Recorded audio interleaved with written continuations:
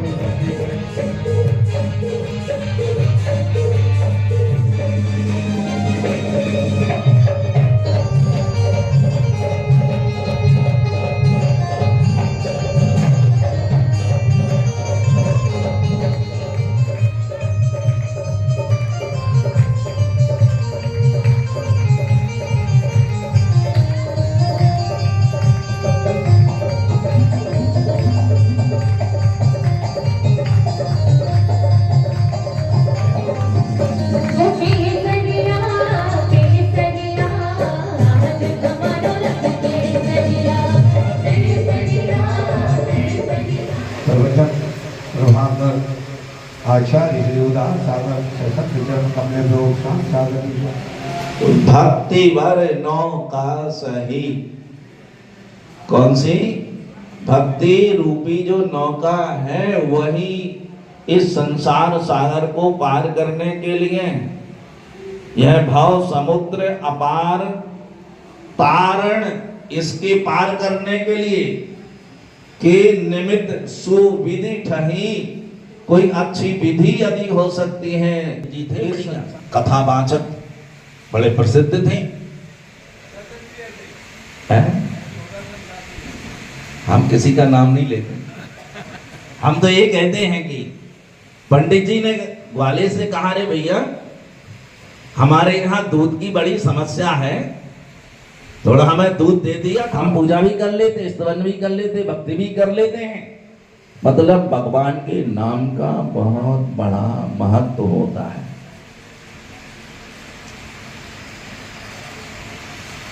एक बार क्या हुआ, एक ग्वाला दूध, ऐसे नाम नहीं लेना, सब छोड़ छाड़ के चुपचाप अपने बैठो और भगवान का नाम स्मरण करो। नाम स्मरण का इतना महत्व है कि गांव में जाता था और बीच में एक नदी पड़ती थी।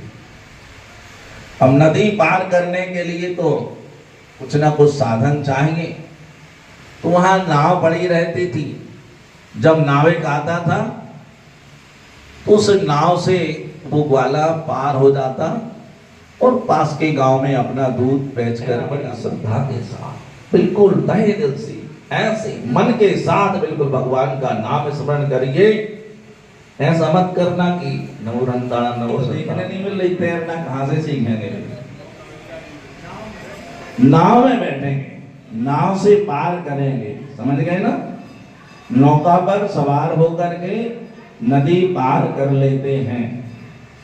ऐसे ही संसार सागर को पार करना हो तो हमें ऐसी ही नौका की एक आवश्यकता है जिस नौका पर सवार होकर के हम इस संसार सागर को पार कर सकते हैं और उस किनारे पर पहुंच सकते हैं जहां मोक्ष की मंजिल है, वहां तक हम पहुंच शीतल जल से स्पर्शित होकर के आ रही है और वहां से निकलने वाले व्यक्ति के लिए शीतलता प्रदान करती है। सरोवर में पहुंचने पर, सरोवर में स्नान करने पर तो शीतलता मिलती ही है, लेकिन सरोवर के किनारे पर खड़े होने वाले व्यक्ति के लिए भी शीतलता प्राप्त होती है। ऐसे ही भगवान का स्तुवन तो अचिंत महिमा वाला है। भगवान का नाम भी यदि श्रद्धा के साथ लिया जाता है तब वह नाम भी उसके लिए कल्याणकारी हो जाता है।